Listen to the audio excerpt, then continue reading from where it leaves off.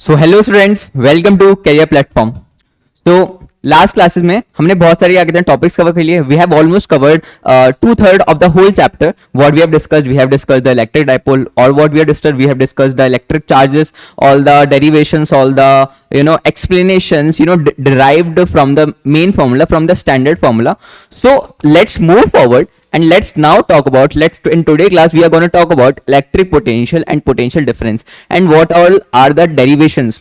I mean, what is the standard formula, or basically electric potential, what is the standard formula, potential difference, and we are going to talk about this all. Okay, so let's go.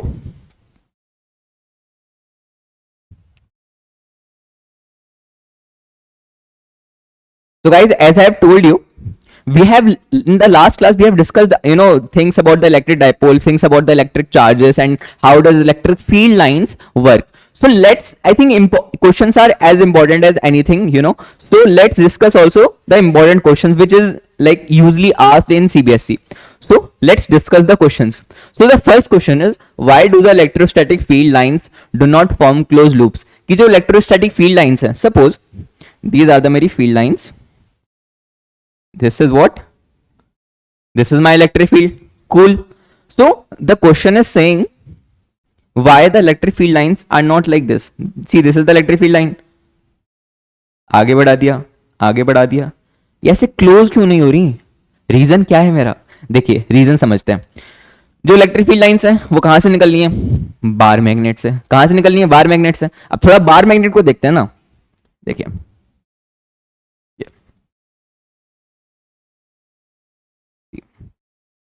suppose let's take this plus and let's take this minus. Suppose this is a dipole charge, ठीक है।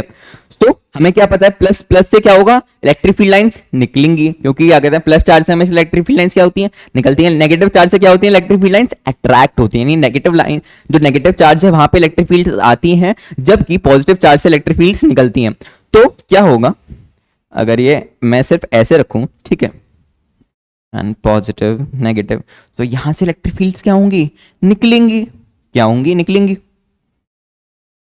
और यहां से क्या होंगी? वापस आएंगी, right.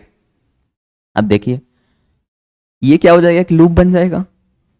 यहां से निकलेंगी, यहां पे आई, यहां पे आई, यहां पे आई, यहां पे एंड होगी, है ना। यहां से निकली, यहां से निकलते निकलते निकलते निकलते यहां पे आई और यहां पर एंड हो गई। सिमिलरली यहां से भी निकली और यहां से आते आते यहां पर एंड हो गई। लेकिन हमने क्या अब ये क्लोज लूप्स बना रही हैं? ये क्लोज लूप्स नहीं बना रही। क्यों क्लोज लूप्स नहीं बना रही है? ये क्लोज लूप्स इसलिए नहीं बना रही क्योंकि सी, जो कंडक्टर है मेरा, जो मेरा मैग्नेट है, जो मेरा कंडक्टर है, जो मेरा मैग्नेट है, मैं उसके हिसाब से अगर मैं देखूं तो अंदर तो इलेक्ट्रिक फील्ड लाइंस फ्लो नहीं कर रही। ये जो अंदर तो इलेक्ट्रिक फील्ड लाइंस फ्लो नहीं कर रही। इलेक्ट्रिक फील्ड लाइंस कहां फ्लो कर रही हैं? बाहर फ्लो कर रही है ना। अंदर इलेक्ट्रिक फील्ड लाइंस फ्लो नहीं कर रही। अगर फ्लो करती तो कैसे बन जाता? एक क्लोज लूप बन जाता, यानी एक सर्कल बन जाता। क्या बन जाता? एक सर्कल बन जाता, एक क्लोज लूप बन जाता, जिसकी वजह से मैं क्या बोल देता कि ये कैसे बना लेंगे?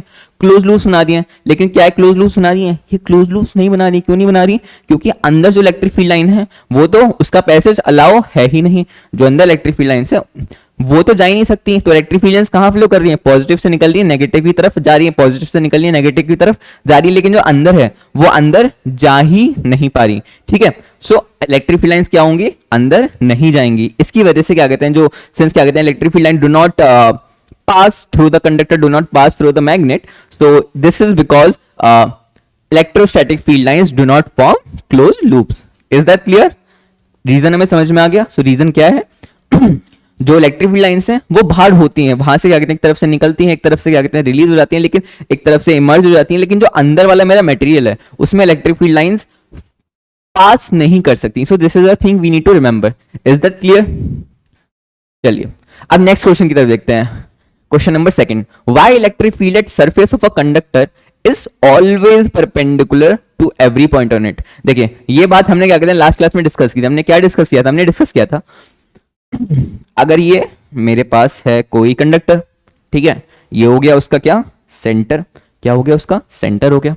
अब देखिए, अब मैं इलेक्ट्रिक फील्ड लाइंस अगर मैं इस पे देखूंगा तो पता है क्या, मैं ना कभी ऐसे नहीं करूंगा। सी, मैं कभी ऐसे नहीं करूंगा इलेक्ट्रिक फील्ड लाइंस की, मेरी इलेक्ट्रिक फील्ड लाइंस ऐसे जा रही हैं। मैं क्या कहूंगा हमेशा इसकी जगह कि मेरी इलेक्ट्रिक फील्ड लाइंस ऐसे जा रही हैं। या फिर अंदर की साइड जा रही हैं। सी, और अगर ये मेरी सरफेस है तो या तो अगर ये अगर मेरे पास ये सरफेस है तो या तो ऐसे जाएंगी या फिर ऐसे जाएंगी या फिर ऐसे जाएंगी या फिर ऐसे जाएंगी, यानी परपेंडिकुलर रहेगी। ऐसा नहीं होगा कि ये सरफेस है और उसके संग संग पैरेलल जा रही है।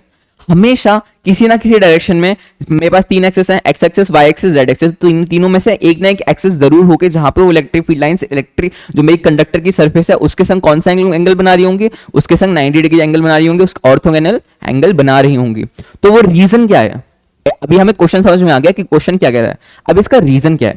सी, हमने फॉर्मूले में क्या पढ़ा था हमने, क्या कहते हैं, इलेक्ट्रिक फील्ड लाइन की फॉर्मूला देखा था। तो हमने पढ़ा था ई वेक्टर इक्वल्स टू, क्योंकि इलेक्ट्रिक फील्ड क्या होती है, वेक्टर क्वांटिटी होती है ना, E vector equals to F upon Q. यानी क्या कहते हैं, कितना फोर्स लग रहा है मेरे कितने यूनिट पॉजिटिव चार्ज पर, वो मेरा डिफाइन करेगा कि मेरी जो इलेक्ट्रिक फील्ड की वैल्यू, जो मेरी इलेक्ट्रिक स्ट्रेंथ की वैल्यू है, वो एक्चुअली है कितनी। ठीक है, यही समझ रहे हैं ना, यही समझ में हम ये तक। अब देखिए, जहां पर अगर यहाँ पे अगर मैं डॉट की बात करूं, डॉट प्रोडक्ट में क्या होता है, कॉस थीटा आता है, लेकिन जब वेक्टर होता है तो वेक्टर में क्या आता है, साइन थीटा। राइट, क्या आता है, साइन। अच्छा, इससे एक तरफ लिख देते हैं, तो E vector equals to F vector upon Q. अब देखिए, अगर मैं इसके पैरेलल कर लूंगा तो सरफेस का कंडक्टर, मतलब जो मेरी कंडक्टर है उसकी सरफेस ये है, और इलेक्ट्रिक फील्ड लाइन की भी डायरेक्शन क्या है, ये। तो क्या हो गया, तो यहाँ पे जो एंगल हो गया इन दोनों के बीच वो क्या हो गया, 0 डिग्री हो गया। क्यों 0 डिग्री हो गया, क्योंकि ये तो पैरेलल है, ये भी इस डायरेक्शन में जा रही है, ये भी इस डायरेक्शन में जा रही है। तो अगर ये थोड़ा सा ऊपर उठा होता तो ये कुछ एंगल बनता, लेकिन ये दोनों पैरेलल है, पैरेलल होने की वजह से क्या हो गया, 0 डिग्री एंगल हो गया, यानी देयर इज नो एंगल। और सिंस यहाँ पे वेक्टर क्वांटिटी हम तो साइन यूज करेंगे, कॉस कॉस कहाँ पे यूज करते हैं, जहाँ पे स्केलर्स बनते हैं, और साइन कहाँ पे यूज करते हैं, जहाँ पे वेक्टर्स बनते हैं। तो यहाँ पे हम कौन सा एंगल यूज करेंगे, साइन थीटा। राइट, और अगर पैरेलल हो गया तो क्या हो जाएगा, ये साइन 0 डिग्री। और हमें पता है साइन 0 की वैल्यू क्या होती है, 0। It means there would be no electric field, it means there would be no electric field, जिसकी वजह से हमने क्या समझा कि जो मेरी इलेक्ट्रिक फील्ड अगर मुझे वैल्यू रखनी है तो क्या होनी चाहिए, हमेशा परपेंडिकुलर। तो इलेक्ट्रिक फील्ड क्या होगी मेरी, हमेशा परपेंडिकुलर। ठीक है गाइज, ये इसका क्या हो गया, हमेशा 90 डिग्री। और अगर मैं यहाँ पे साइन 90 डिग्री रखता हूं तो क्या हो जाएगा मेरा, साइन 91। इज दैट क्लियर, हमें समझ में आ रहा है। बहुत बेसिक सी चीज है कि कभी पैरेलल नहीं हो सकता, परपेंडिकुलर ही हमेशा क्यों होगा, ये ऑलवेज है, वाइज ऑलवेज, हमेशा ध्यान रखना, हमेशा ही होगा। ऐसा नहीं कि इस क्वेश्चन के लिए पूछ लिया, हमेशा ये वैल्यू रहेगी, हमेशा क्या होगा, 90 डिग्री ही रहेगा। ठीक है, सेकंड क्वेश्चन क्लियर है, फर्स्ट क्लियर हो गया, सेकंड क्लियर हो गया। मैं बढ़े आगे पे, चलिए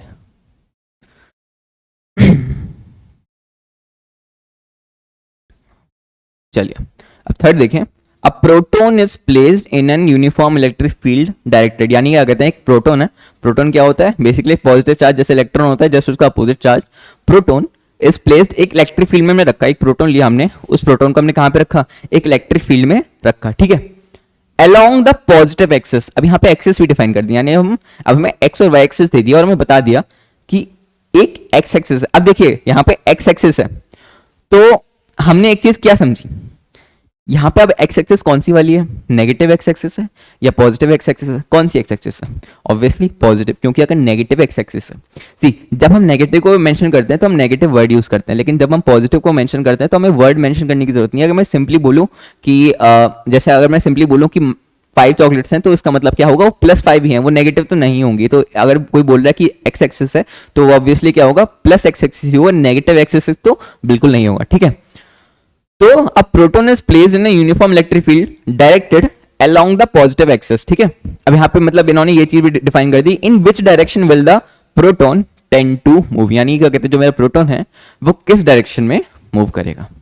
अब देखिए, अब मान लीजिए यहाँ पे एक ले लिया ऑरिजिन, यहाँ पे क्या हो गया, पॉजिटिव एक्स एक्सिस, यहाँ पे क्या हो गया, नेगेटिव एक्स एक्सिस। ठीक है, ये हो गया पॉजिटिव एक्स एक्सिस, ये हो गया नेगेटिव एक्स एक्सिस।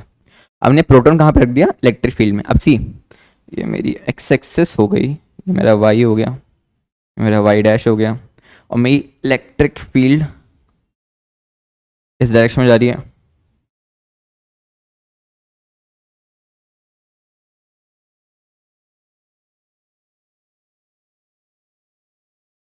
ये क्या हो गया, मेरी इलेक्ट्रिक फील्ड। अब देखिए, मैंने प्रोटॉन रख दिया, अब मैंने रख दिया प्रोटॉन कहाँ पे, एक्स एक्सिस की पॉजिटिव डायरेक्शन में। तो मैंने यहाँ पे क्या रख दिया, मान लिया ये मेरा क्या हो गया, P फॉर प्रोटॉन। ठीक है, is that clear? X axis है उसकी पॉजिटिव डायरेक्शन में, मैं यहाँ पे भी रख सकता था, मैंने कहाँ पे लिया, अब यहाँ पे इन्होंने मेंशन नहीं किया कि ऊपर वाई एक्सिस पे नीचे रखना है, नीचे वाई एक्सिस पे, तो मैं कहीं भी रख सकता हूँ, तो मैंने नेगेटिव की जगह मैंने कहाँ पे रख दिया पॉजिटिव, क्योंकि यहाँ पे क्या मेंशन है पॉजिटिव एक्सिस। ठीक है, in which direction will the proton tend to move, यानी प्रोटॉन किस डायरेक्शन में जाएगा। देखिए हमने लास्ट फॉर्मूले में डिस्कस किया था, क्या डिस्कस किया था कि मेरा जो फॉर्मूला होता है E equals to F upon Q, तो यहां पे जो मेरी इलेक्ट्रिक फील्ड की डायरेक्शन होगी वो कौन सी डायरेक्शन होगी, जिस डायरेक्शन में मेरा फोर्स लग रहा होगा, या फिर अगर मैं क्या मैं ये बोल सकता हूं कि जिस डायरेक्शन में मेरा फोर्स लग रहा है वही मेरी क्या होगी इलेक्ट्रिक फील्ड की डायरेक्शन।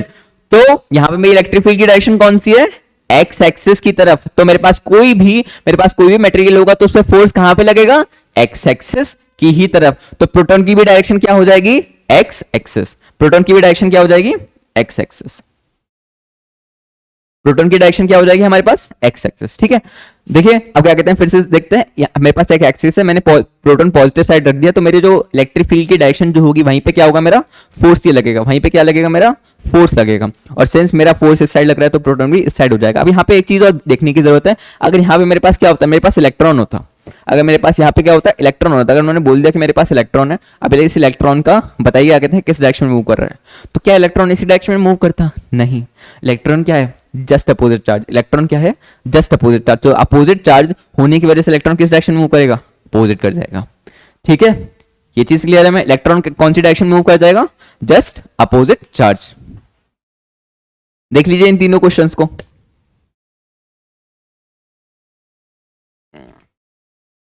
ये रीजन बेस्ड क्वेश्चंस हैं और ये यूजुअली पूछे जाते हैं एग्जाम्स में। जो हम क्या कहते हैं कॉन्सेप्ट समझते हैं वो कॉन्सेप्ट इंपॉर्टेंट होता है, लेकिन हमने यहाँ पे क्या चीज सीखी, सी कॉन्सेप्ट तो इंपॉर्टेंट है, लेकिन क्या कहते हैं जो कॉन्सेप्ट से जो क्वेश्चंस निकल रहे हैं और मोस्ट इंपॉर्टेंट जो थ्योरेटिकल क्वेश्चंस निकल रहे हैं, इस टाइप के क्वेश्चंस वो बहुत ज्यादा इंपॉर्टेंट हो जाते हैं। ठीक है ना, चलिए आगे बढ़ते हैं।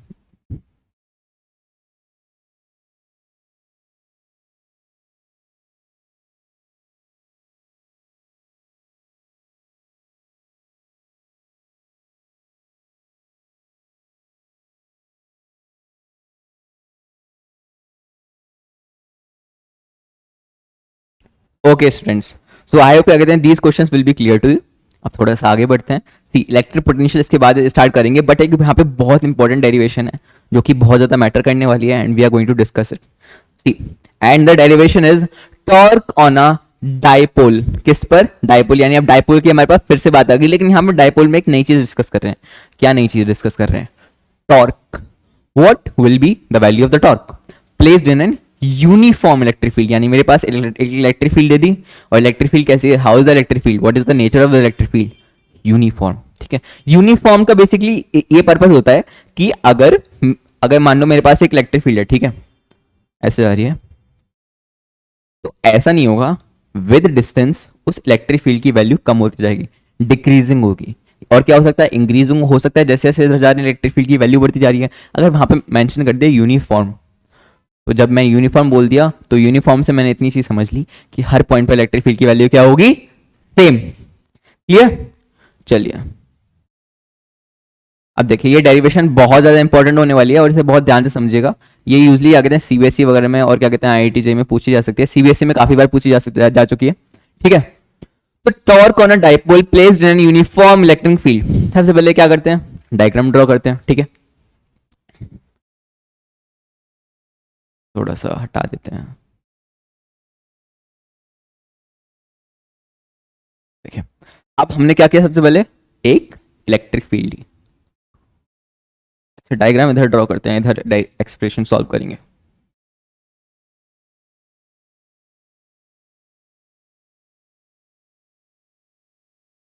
अच्छा थोड़ा सा इधर करता हूँ,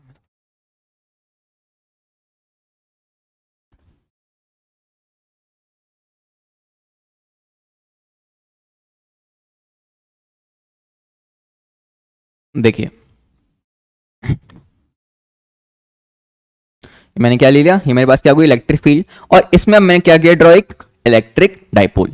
देखिए अब मेरे डाइपोल में क्या होता है, मेरे डाइपोल में क्या कहते हैं, मेरी इलेक्ट्रिक फील्ड होती है, उसमें उस डाइपोल में मेरे पास दो चार्जेस होते हैं which are equal and opposite dipole charges क्या होते हैं which are equal and opposite and of equal magnitude and separated by the equal length from their centre, ठीक है। तो ये क्या हो गया मेरे पास गाइस, इलेक्ट्रिक डाइपोल। और यहां पे क्या हो गया मेरे माइनस क्यू चार्ज, यहां पे क्या हो गया मेरे पास प्लस क्यू चार्ज, ठीक है। और ये ले लिया मैंने एक सेंटर विच इज ओ, ठीक है, ये ले लिया मैंने एक सेंटर ओ, चलिए। और इसके बीच की डिस्टेंस क्या होगी, हमने लास्ट क्लास में डिस्कस किया था 2l। तो अगर ये l है, अगर ये भी l है, तो ये क्या होगी मेरे पास पूरी 2l, ठीक है। अब एक चीज और देखते हैं, सी यहाँ पे जो डाइपोल है, ये जो मेरा डाइपोल है, ये इसके साथ पैरेलली अलाइन नहीं है। अब पैरेलली अलाइन का मतलब क्या है कि जिस डायरेक्शन में मेरी इलेक्ट्रिक फील्ड जा रही है उस डायरेक्शन में मेरा इलेक्ट्रिक फील्ड उसी डायरेक्शन में सेमली अलाइन नहीं है, वो थोड़ा सा एंगल पर है। मान लेते हैं इसके साथ इसने एंगल बना रखा है थीटा।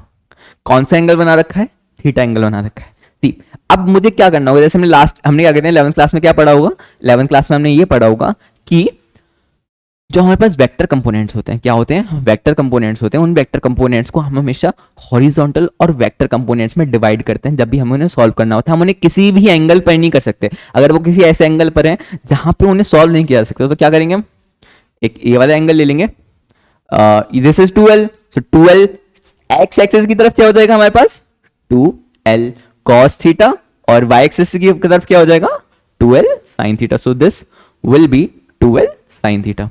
इज दैट क्लियर, यहां तक है ना। तो यहां पे क्या हो जाएगा हमारे पास 2l sin theta. Is that clear students, अच्छा सॉरी ये यहां तक नहीं होगा, ये कहां तक होगा, बस यहां तक, ठीक है। 2l cos थीटा ये कहां तक होगा, यहां से लेकर यहां तक, क्योंकि डाइपोल यहां तक आ रहा है ना, देखिए, ठीक है। अब देखिए मेरे पास इलेक्ट्रिक डाइपोल हो गया, मैंने इसे एक्स एक्सिस की तरफ अलाइन कर दिया, मैंने इसे वाई एक्सिस की तरफ अलाइन कर दिया।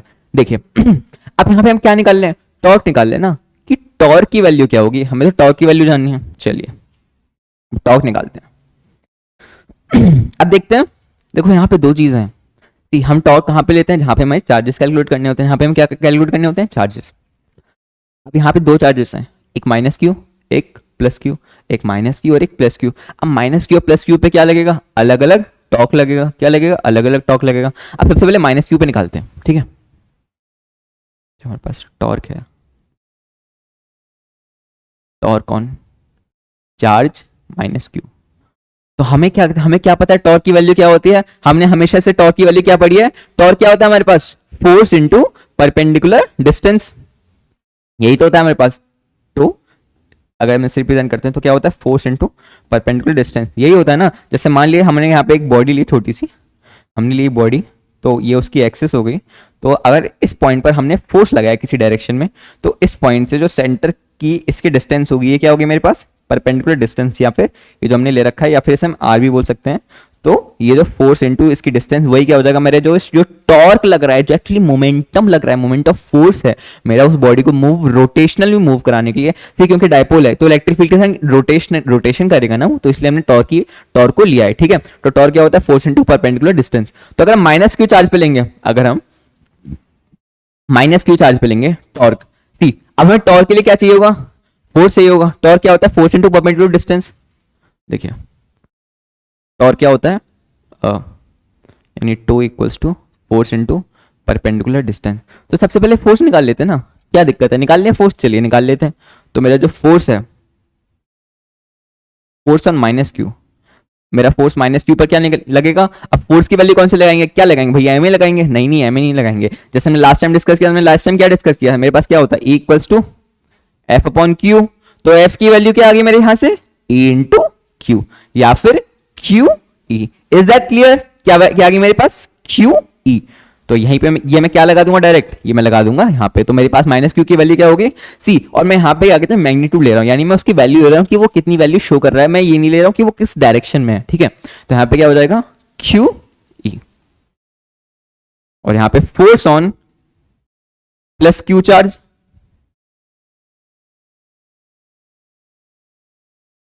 प्लस क्यू चार्ज भी कितना हो जाएगा। अब सी मेरे पास चार्ज तो दोनों सेम होता है, इलेक्ट्रिक डाइपोल का एक तरफ है, इलेक्ट्रिक डाइपोल के दूसरी तरफ भी कौन सा चार्ज हो गया, प्लस क्यू हो गया। तो यहां पे क्या हो जाएगा, क्यू क्यू ई, ठीक है।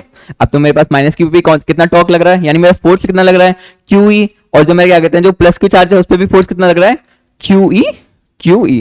अब ठीक है, अब देखिए अब थोड़ा सा कॉन्सेप्ट समझते हैं, यहाँ पे एक बहुत इंपॉर्टेंट चीज समझते हैं, बहुत ध्यान से सुनना, ठीक है। अब सारे लोग बहुत ध्यान से सुनना।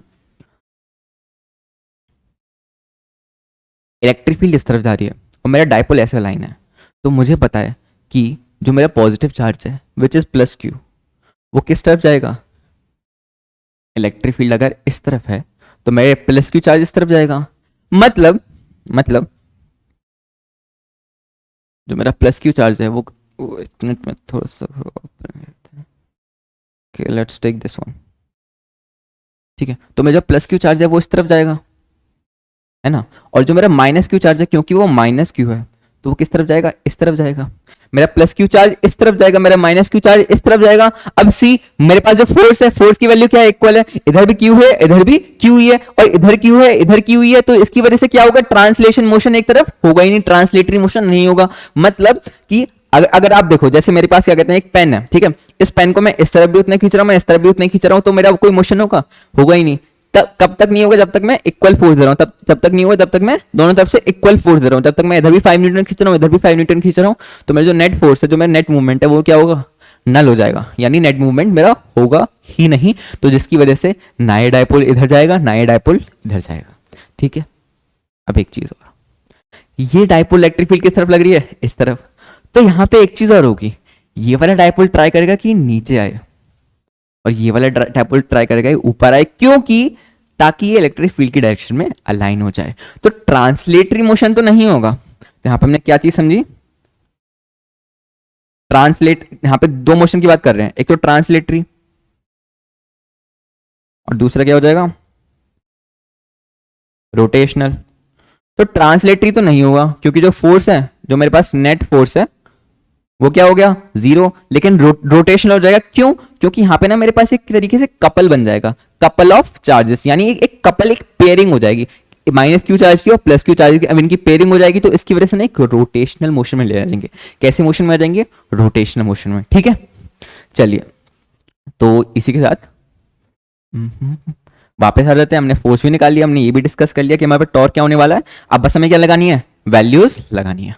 देखिए हमारे पास टॉर्क क्या होता है, फोर्स इनटू परपेंडिकुलर डिस्टेंस। अब देखिए जो मैं टॉर्क निकालूंगा, जो मैं अपना टॉर्क निकालूंगा, और इसे हम क्या बोलते हैं, साइन को हम क्या बोलते हैं, जैसे हमारे पास चा होता है ना, पूरा ये चा होता है, तो इस चा में से बस ये वाला पार्ट काट दो, ये मेरा क्या हो जाएगा, टो। और इसे कैसे बोलते हैं, टी ए यू, टो, ठीक है। तो ये टो की वैल्यू क्या हो जाएगी, फोर्स इनटू परपेंडिकुलर डिस्टेंस। अब देखिए यहाँ पे मैं कहाँ पे निकालूंगा, दोनों वैल्यूज पे निकालूंगा। मेरा मैं माइनस क्यू पे कितना टॉर्क लग रहा है, क्योंकि दोनों अलग अलग लग रहा है ना, अलग अलग चार्जेस हैं, और मेरे पास प्लस क्यू पे कितना टॉर्क लग रहा है। तो टो क्या हो जाएगा, यहाँ पे क्या हो जाएगा, फोर्स कितना लग रहा था इस पे, दोनों पे क्या लग रहा था, क्यू ई, ठीक है। अब दो चीजें लेंगे, सी देखिए, इन दोनों चार्जेस पे नहीं, सॉरी इन दोनों चार्जेस पे नहीं, ओवरऑल टॉर्क की, मेरा वो जो ओवरऑल टॉर्क है, जो मेरी एंटायर वैल्यू आ रही है टॉर्क की, मेरी वो कितनी होगी, ठीक है। तो एक तो ट्रांसलेटरी लेंगे, एक जो हमने अभी डिस्कस किया था, एक तो ट्रांसलेटरी लेंगे, एक क्या लेंगे, रोटेटरी। तो मेरा जो ट्रांसलेटरी है, ट्रांसलेटरी के हिसाब से ट्रांसलेटरी तो मेरा जीरो हो गया, तो मेरा मैं इससे जो डिस्टेंस है वो क्या कर दूंगा, जीरो से मल्टीप्लाई, प्लस जो मेरा रोटेशन वाइज होगा। देखिए अगर क्या कहते हैं, मैं फोर्स इनटू क्या आता है, परपेंडिकुलर डिस्टेंस है ना, तो जो डिस्टेंस है मेरी 12 cos थीटा है इसके हिसाब से, लेकिन इधर तो मूव किया ही नहीं, तो मेरा ये जीरो हो गया। लेकिन अगर क्यू ई, अगर यहां पे डिस्टेंस लेंगे तो मेरा शायद रोटेशन में कर सकता है, तो मेरी जो परपेंडिकुलर डिस्टेंस वो कितनी है, 12 sin थीटा, 12 sin थीटा। तो मेरे पास टो की वैल्यू क्या हो जाएगी, Q E into 12 sign theta. अब देखिए Q इंटू 12 क्या होता है मेरे पास, P, और यहाँ पे E as it is, P मतलब इलेक्ट्रिक डाइपोल। चलिए बहुत बढ़िया, तो मेरे पास टो का फाइनल फॉर्मूला क्या आया, tau equals to P E sine theta, tau equals to P E sine theta. अब देखिए जैसे हमने लास्ट टाइम डिस्कस किया था कि अगर मैं A vector cross B vector है, तो मैं उसको खोल के क्या लिखूंगा, A B साइन थीटा। और cos थीटा कब आएगा, जब मेरे पास वेक्टर्स कैसे होंगे, डॉट में।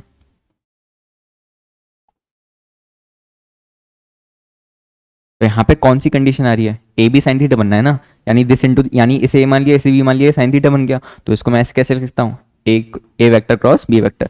तो मैं टू वेक्टर को कैसे लिख सकता हूँ, P vector cross E vector. और मैंने कैसे समझा कि मेरे पास जो टो है, जो मेरा टो है वो मेरा वेक्टर है, कैसे समझा, क्योंकि जो मेरा वेक्टर का क्रॉस प्रोडक्ट होता है, जो यहाँ पे जो मेरा वैल्यू बनती है, इनसे वैल्यू आती है, वो क्या होती है, हमेशा वेक्टर होती है। जहां पे अगर साइन है तो वो क्या बन रही है, वेक्टर बन रही है। तो मेरे पास टो भी क्या हो जाएगी, एक वेक्टर क्वांटिटी। क्या हो जाएगी मेरे पास, टो एक vector quantity. Is that clear? ठीक है, हमें कोई दिक्कत तो नहीं है। चलिए अब देखिए, जहां पे हम क्या कहते हैं, इसकी बात करते हैं, जहां पे हम क्या कहते हैं वेक्टर क्वांटिटीज की बात करते हैं, वहां पे हम एक चीज और देखते हैं। हम क्या देखते हैं कि इनकी डायरेक्शंस क्या क्या है। सी, ये भी वेक्टर क्वांटिटी है, ये भी वेक्टर क्वांटिटी है, ये भी वेक्टर, टो भी है वेक्टर, पी भी है वेक्टर, ई भी है वेक्टर। तो इनकी डायरेक्शंस क्या होंगी, सी, इन तीनों के डायरेक्शंस हमेशा एक दूसरे के, यानी अगर एक दूसरे के परपेंडिकुलर है तो वो सबके परपेंडिकुलर होगा। यानी द डायरेक्शंस ऑफ टो, यानी the direction of the torque will be perpendicular to both the electric field and what, the electric field and the dipole moment. और डाइपोल मोमेंट में किस डायरेक्शन में होगा, नेगेटिव टू पॉजिटिव होता है। Dipole moment क्या हो जाएगा, इस तरफ। तो मैं जो value of the torque will be perpendicular to both p vector and will be, जो मेरा टो वेक्टर है will be perpendicular to p vector and E vector. यानी तीनों वेक्टर्स एक दूसरे के क्या होंगे, परपेंडिकुलर। ठीक है गाइस, इतना क्लियर है? हमें कोई दिक्कत? चलिए ठीक है, अब आगे बढ़ते हैं।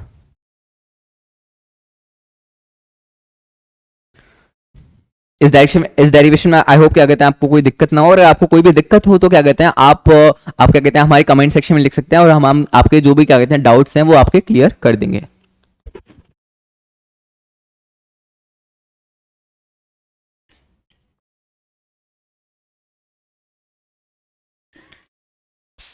चलिए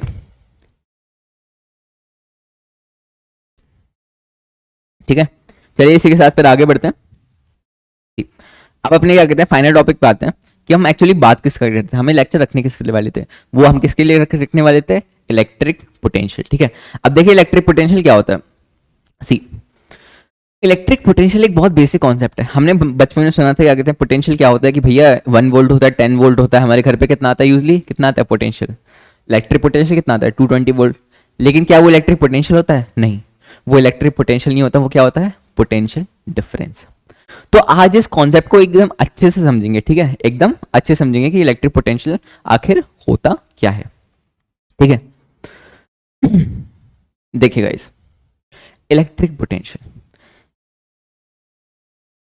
अब मान लीजिए आपके पास एक चार्ज लगा है, ठीक है, और उस चार्ज को आपको इन्फिनिटी से, कहां से, एक इनफाइनाइट डिस्टेंस से आपको अपने पास लाना है, यानी एक पॉइंट पे लाना है।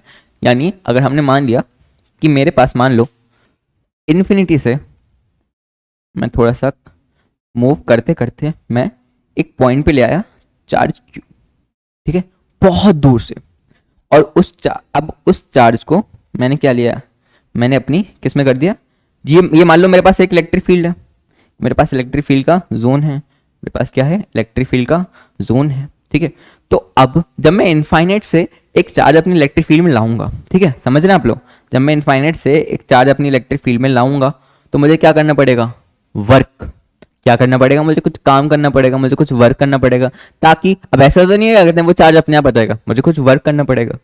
तो एक तरीके से ऐसा वर्क डन, जबकि जहां मुझे एक चार्ज को इनफाइनाइट डिस्टेंस से अपने पास लाना हो, जहां पे मुझे एक इनफाइनाइट डिस्टेंस से एक चार्ज को अपने पास लाना हो, तो जो मैंने वर्क किया है उस चार्ज पर, मान लिया एक यूनिट पॉजिटिव चार्ज है, तो मैंने जो वर्क किया है उस चार्ज पर, वो मेरा क्या हो जाएगा, इलेक्ट्रिक पोटेंशियल।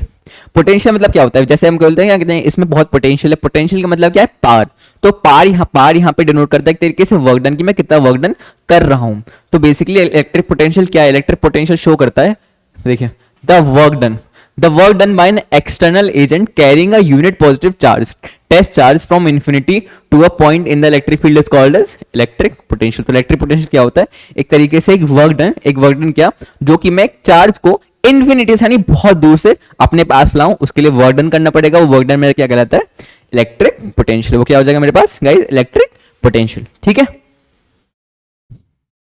अब देखिए अभी हमने क्या डिस्कस किया कि जो मैं इलेक्ट्रिक पोटेंशियल, अब इलेक्ट्रिक पोटेंशियल डिनोट कैसे करते हैं, V से। इलेक्ट्रिक पोटेंशियल को डिनोट कैसे करते हैं, V से, और इसका स्टैंडर्ड फॉर्मूला क्या हो जाएगा,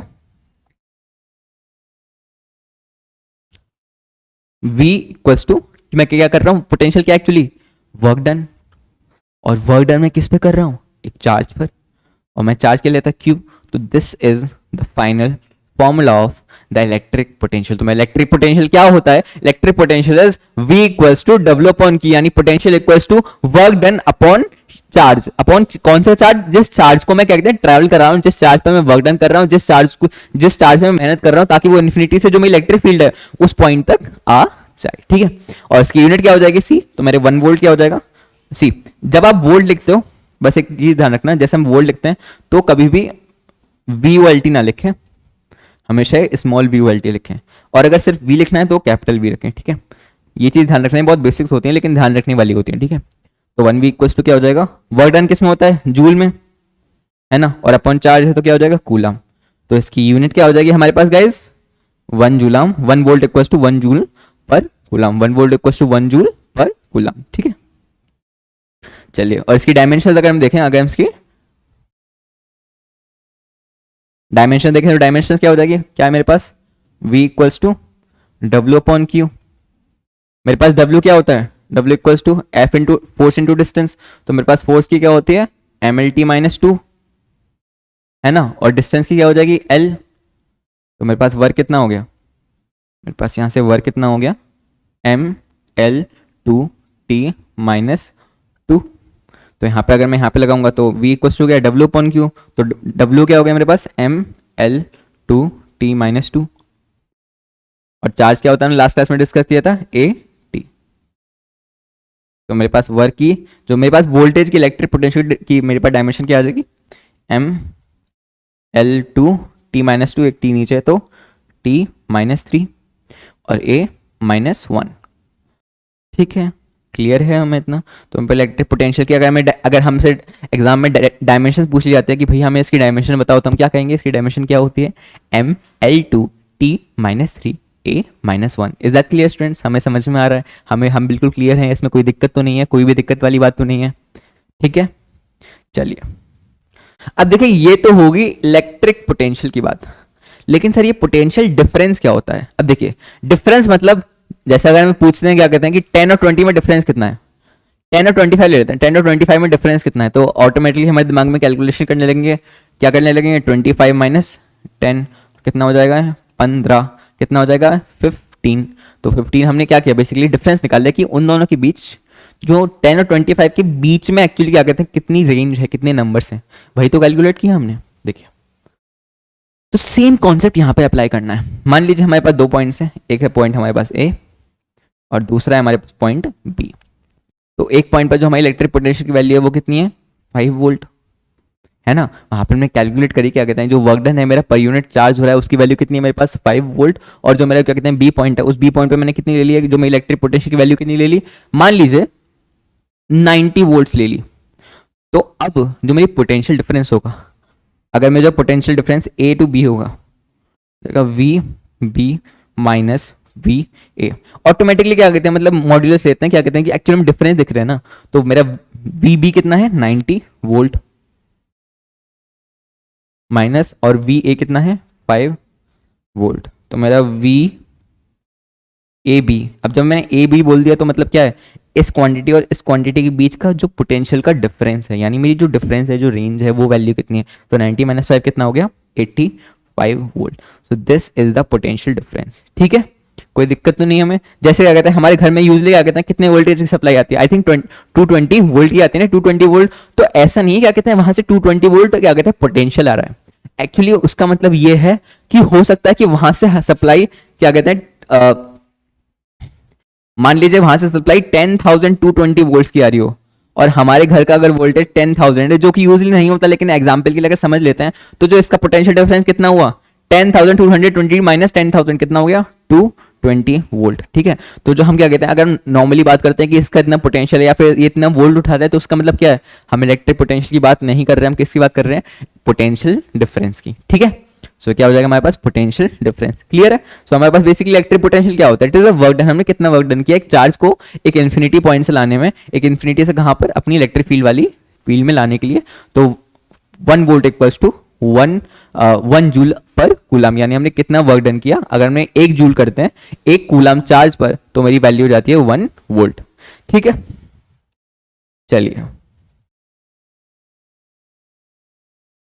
अब देखिए यहां पे एक और चीज आती है, इलेक्ट्रॉन वोल्ट। इलेक्ट्रॉन वोल्ट क्या होता है, ठीक है।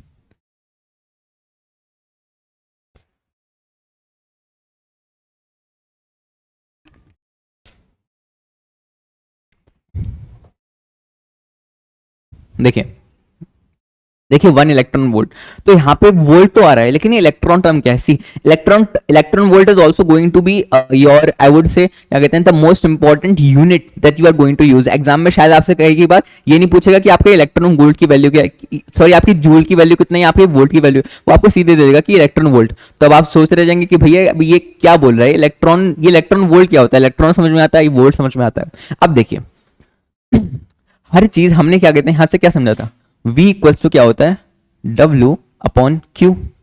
इतनी चीज हमको क्लियर हो गई है, इतनी चीज V equals to W upon Q, इतनी चीज हमको क्लियर हो गई है।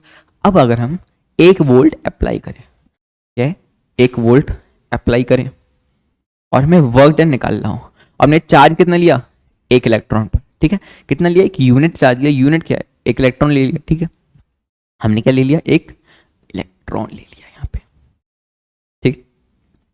अब 1 इलेक्ट्रॉन का चार्ज कितना होता है 1.6 इंटू 10 की पावर माइनस 19 कूलम। इलेक्ट्रॉन का चार्ज कितना होता है 1.6 इंटू 10 की पावर माइनस 19 कूलम। तो यहां से 1 वोल्ट कितना आ गया मेरे पास W अपॉन 1.6 इंटू 10 की पावर माइनस 19, ठीक है। मतलब क्या कहते हैं बेसिकली ये इलेक्ट्रॉन की वैल्यू है ना, यहां से मेरा वर्क कितना हो गया, जो मेरी वर्क की एनर्जी हो गई वो कितनी होगी 1.6 इंटू 10 की पावर माइनस 19, ठीक है। ये ई हटा देते हैं यहाँ से, 19 हो गया, ठीक है, यहाँ तक क्लियर हो गया है ना। फिर उसके बाद ये वैल्यू हमने इधर ले आई, ये चीज हम इधर ले आते हैं, W को अकेला वहां पे छोड़ देते हैं, तो W कितना हो गया 1.6 इंटू 10 की पावर माइनस 19। अब ये क्या है इलेक्ट्रॉन का चार्ज है तो ई लिख दो बस, और ये यहाँ पे वोल्टेज है ही, तो वोल्टेज ऐसा यूनिट गायब थोड़ी हो जाएगी, वो भी क्या रहेगी वहीं पे रहेगी। तो this is the standard formula, ठीक है। तो मेरी वैल्यू किसकी होगी मेरी 1 इलेक्ट्रॉन वोल्ट की, तो मेरे 1 इलेक्ट्रॉन वोल्ट की वैल्यू क्या होगी, यानी क्या कहते हैं अगर मैंने क्या कहते हैं जो मेरा वोल्टेज है, जो मेरी वोल्टेज सप्लाई वो कितनी है मेरे पास, अगर वोल्टेज सप्लाई मेरी कितनी है 1 वोल्ट है, और जो मेरा चार्ज है वो चार्ज में कौन सा यूज कर रहा हूं 1 इलेक्ट्रॉन, तो मेरी क्या हो जाएगी इतना इलेक्ट्रॉन वोल्ट। और सी और क्या कहते हैं मैं अगर इसको वर्क डन में बात कर रहा हूं ना, मैं टेक्निकली क्या बोल रहा हूं वर्क डन, तो क्या मैं क्या बोल दूंगा इसे जूल, ठीक है, मैं से क्या बोल दूंगा जूल। तो W इक्वल टू 1.6 इंटू 10 की पावर माइनस 19 जूल्स। और यहाँ पे एक चीज अगर देखें तो अगर इसे हटा देते हैं,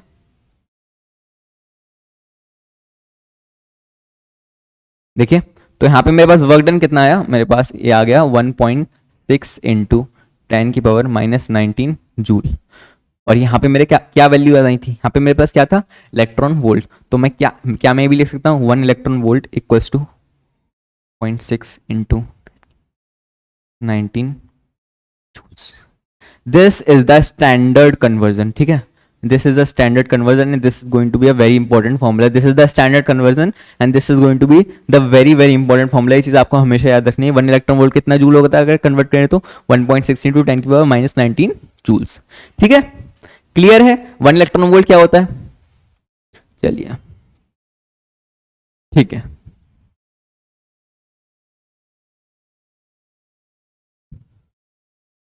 ठीक है अब देखिए अब हमने इलेक्ट्रिक पोटेंशियल पढ़ लिया। अब इलेक्ट्रिक पोटेंशियल क्या कहते हैं जो जनरल पावर है, ठीक है, हर चीज का क्या होता है एक स्टैंडर्ड फॉर्मूला होता है, हर चीज का क्या होता है एक स्टैंडर्ड फॉर्मूला होता है। तो जो इलेक्ट्रिक पोटेंशियल है, जो electric potential due to a point charge, यानी मेरे पास एक पॉइंट चार्ज है, उस पॉइंट की चार्ज की वजह से जो मेरी इलेक्ट्रिक पोटेंशियल है उसकी वैल्यू क्या होगी। अब देखिए हमने लास्ट टाइम क्या डिस्कस किया, हमने लास्ट टाइम डिस्कस किया था कि हम एक चार्ज को इन्फिनिटी से एक पॉइंट पर अपनी इलेक्ट्रिक फील्ड की वैल्यू पर ला रहे हैं, ठीक है।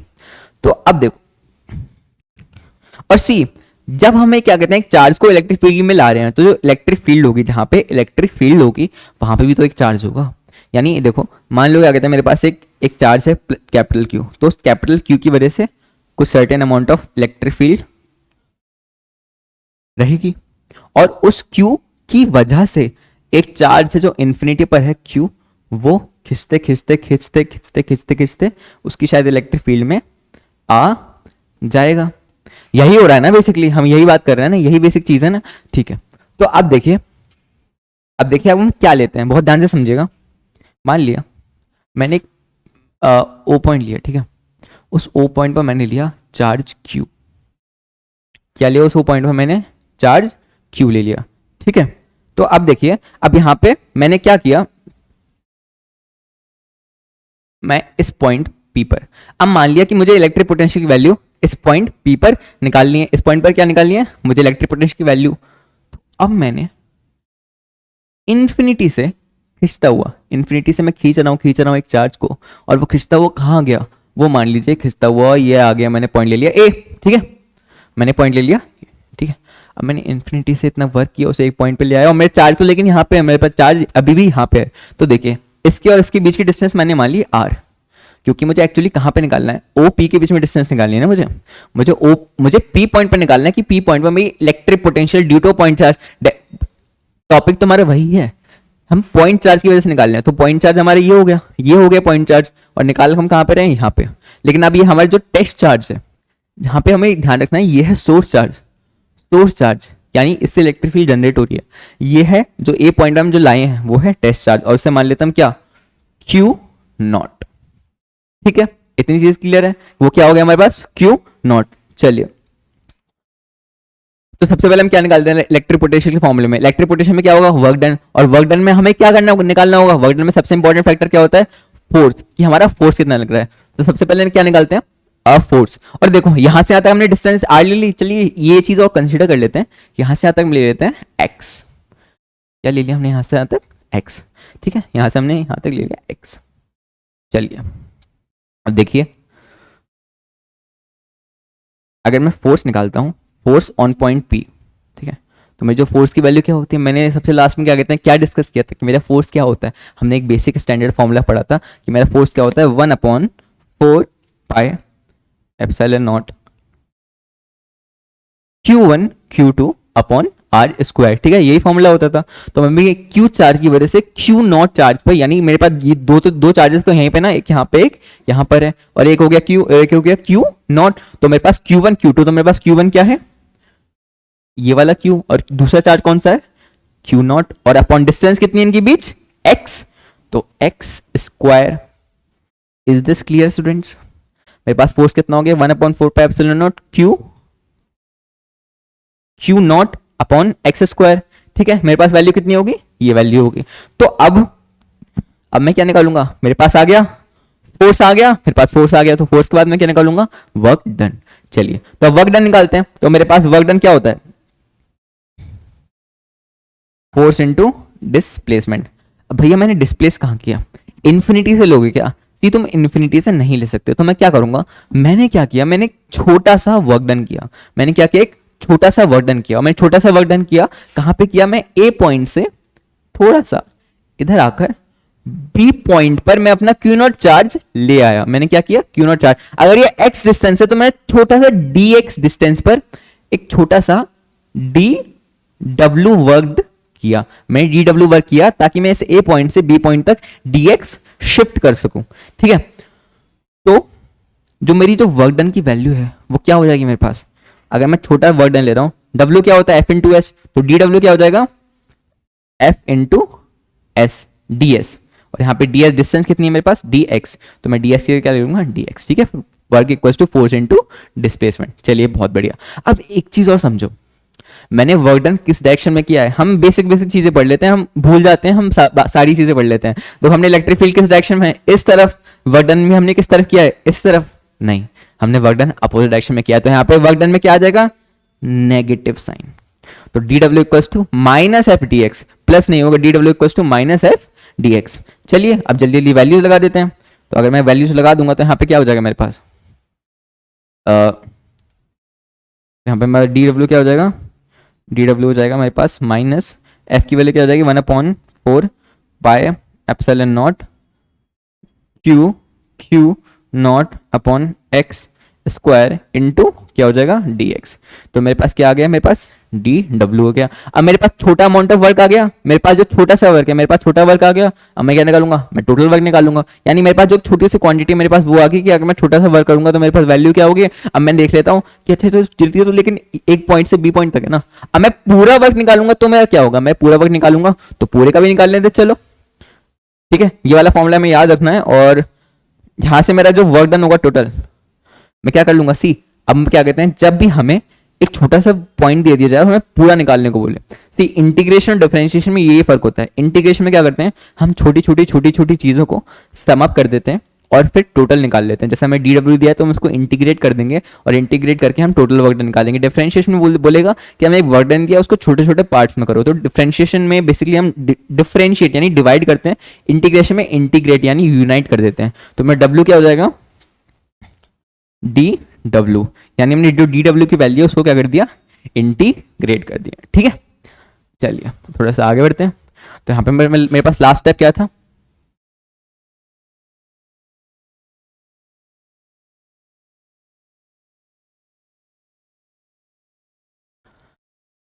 इंटीग्रेट कर दिया मैंने।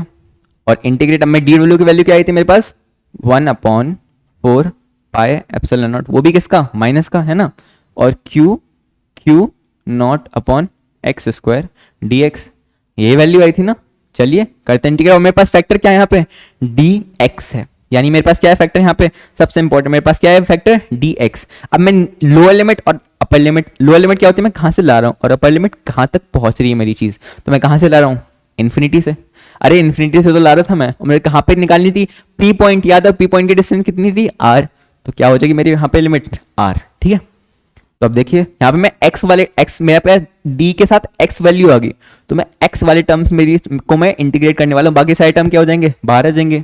तो क्या हो जाएगा, माइनस साइन भी, तो -1/4 pi epsilon not into Q not integration of infinity r 1/x square ना, तो x की पावर -2 कर लेते हैं, इजी हो जाएगा, ठीक है। तो minus Q naught upon 4 pi epsilon not और एक्स की पावर माइनस, अब इसको इंटीग्रेट करेंगे तो मुझे पता है कि अगर मेरे पास एक्स की पावर एन को मुझे इंटीग्रेट करना है तो क्या हो जाएगा, एक्स की power N plus 1 upon N plus 1, यानी जो पावर आई है यहाँ पे वो सिंपली नीचे रख दो। तो यहाँ पे एक्स की पावर -2 क्या हो जाएगी, -2 + 1, और जो मेरे पास पावर है -2 + 1 मैं सिंपली क्या कर दूंगा, नीचे लिख दूंगा। और मैं लिमिट एज इट इज, क्योंकि लिमिट नहीं भूलनी है कि मेरे पास लिमिट भी है, ये नहीं भूलना है कि मेरे पास लिमिट भी है, ठीक है। तो यहाँ पे क्या हो जाएगा, minus Q naught upon 4 pi epsilon not, और यहाँ पे क्या है, यहाँ पे -2 + 1 माइनस बन गया माइनस, और यहाँ पे -2 + 1 एक्स की पावर -1, एक्स की पावर -1 यानी अपॉन एक्स, यानी अगर मैं एक्स की पावर -1 लिखता हूँ तो मेरे पे क्या आ जाएगा, 1/x ही आ जाएगा ना, है ना। तो यहाँ पे मैंने -1x लिख दिया और यहाँ पे simply limit as it is. और ये माइनस साइन है, माइनस साइन को मैं कहाँ ले आया, बाहर ले आया, तो मेरे यहाँ पे क्या हो गया, देखिए, तो देखिए माइनस साइन बाहर आ गया, तो Q naught upon 4 pi epsilon, क्योंकि माइनस साइन तो चला गया, और यहाँ पे 1/x। अब मैं क्या लगा दूंगा, लिमिट लगा दूंगा। मेरे पास अपर लिमिट क्या है, r, तो 1/x का क्या हो जाएगा, 1/r माइनस, क्योंकि ये होता है ना अपर लिमिट लगाया माइनस लोअर लिमिट, तो मैं लोअर लिमिट क्या है इन्फिनिटी, तो क्या हो जाएगा 1/∞। तो कितना हो जाएगा मेरे पास 1/4 pi epsilon naught Q naught upon, अब देखो 1/∞ क्या होता है, 0, और अगर ये वैल्यू पूरी क्या हो गई 0, तो अंदर क्या बचा बस 1/r, तो 1/r मैंने बस नीचे लिख दिया। This will be the my total value. तो मेरे पास वर्क डन कितना आया, 1/4 pi epsilon naught Q naught upon R, ठीक है, यहाँ तो कोई दिक्कत।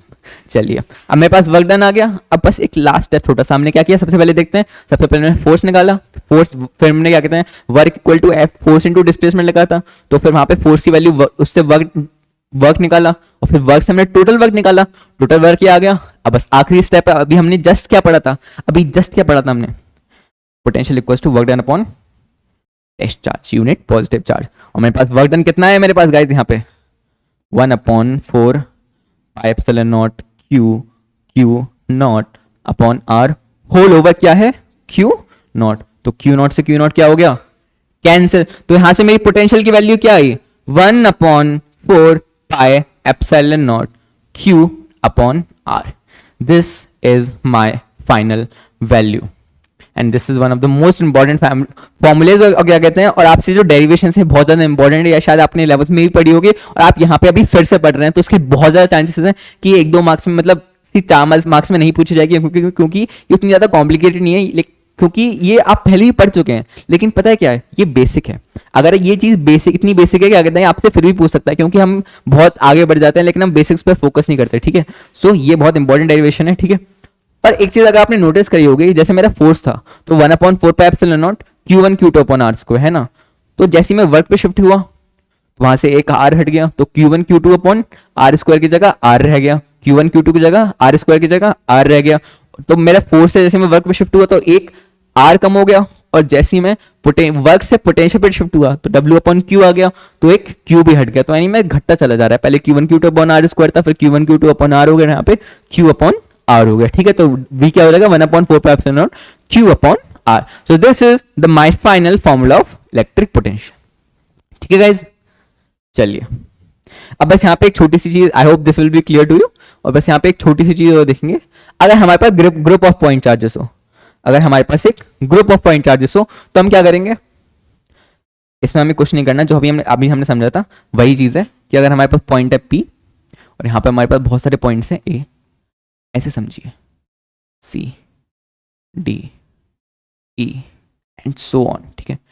इस पॉइंट पर ले लिया मैंने Q1 चार्ज है, इस पॉइंट पर ले लिया Q2 चार्ज है, इस पॉइंट पर ले लिया Q3 चार्ज है, इस पॉइंट पर Q4 चार्ज है, Q5 and up to and so on to Qn।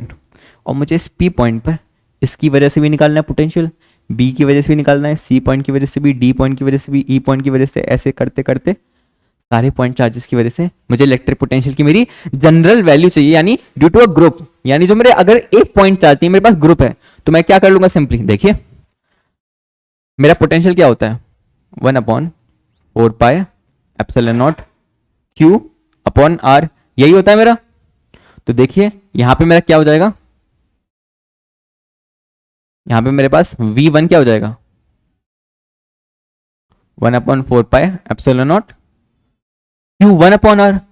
यानी मेरा जो चार्ज 1 है Q1 चार्ज है, मेरे उस पर कितनी वैल्यू लगी है, मेरी जो Q1 चार्ज है उस पर कितनी वैल्यू लगी है। सिमिलरली मैं V2 की वजह से निकालूंगा, है ना।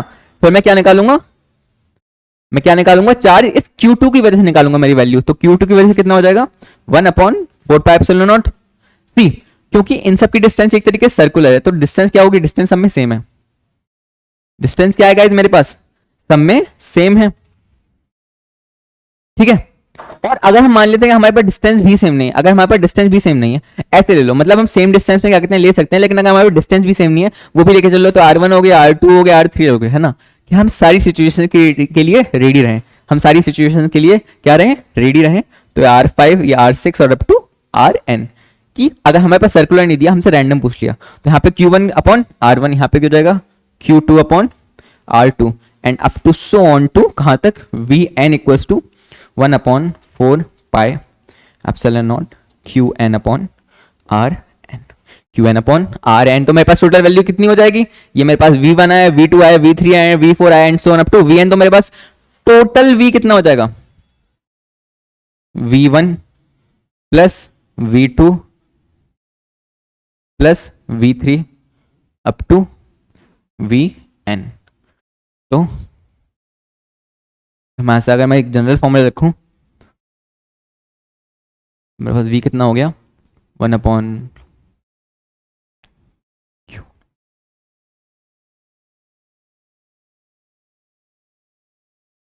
ठीक है, R2 and so on up to 1/4 pi epsilon naught Qn upon Rn। Is that clear students, समझ में आ रहा है, बहुत बढ़िया।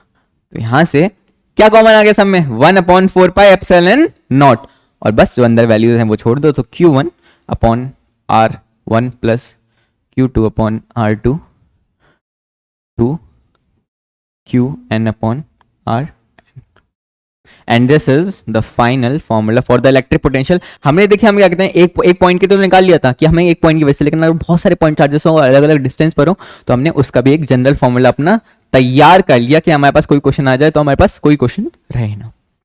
ठीक है, क्लियर है हमारे पास electric potential due to a group of point charges. ठीक है, चलिए बहुत बढ़िया। ठीक है, तो गाइज इसी के साथ क्या कहते हैं हम अपना लेक्चर एंड करते हैं। ठीक है, थैंक यू फॉर ज्वाइनिंग। और यहाँ पे मैं आपको एक छोटी सी इंफॉर्मेशन और देना चाहूंगा कि जो हमारे पास जो एनसीईआरटी की बुक्स हैं, ठीक है, आप ध्यान रखना कि जो वो बुक्स हैं वो थोड़ी सी अपडेट हो गई है। जैसे आपने नोटिस किया होगा कि कुछ जो टॉपिक्स हैं हमारे पास, जो कुछ टॉपिक्स हैं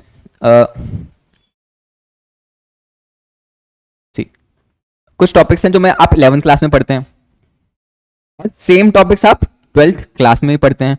तो एनसीईआरटी ने क्या किया है, उन 11th क्लास में जो सेम टॉपिक्स आप पढ़ रहे हैं उनको एक बार कर दिया और आपका कोर्स एक तरीके से आपको छोटा कोर्स कर दिया। क्या कर दिया, आपको एक तरीके से छोटा कोर्स कर दिया। तो छोटा कोर्स करने की वजह से आपका कोर्स में अपग्रेडेशन हुआ है। तो आपकी जो नई एनसीईआरटी बुक्स हैं वो ध्यान रखिएगा कि आप अपनी नई एनसीईआरटी बुक्स ले लीजिएगा, जो पुरानी है उनके भरोसे मत चलिएगा, क्योंकि कोर्स चेंज हो गया, हो सकता है मतलब पता नहीं, लेकिन शायद उन्होंने कुछ नए टॉपिक्स भी ऐड किए हो।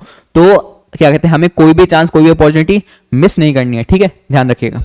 चलिए guys, thank you so much. क्या कहते हैं, thank you so much for joining, thank you so much.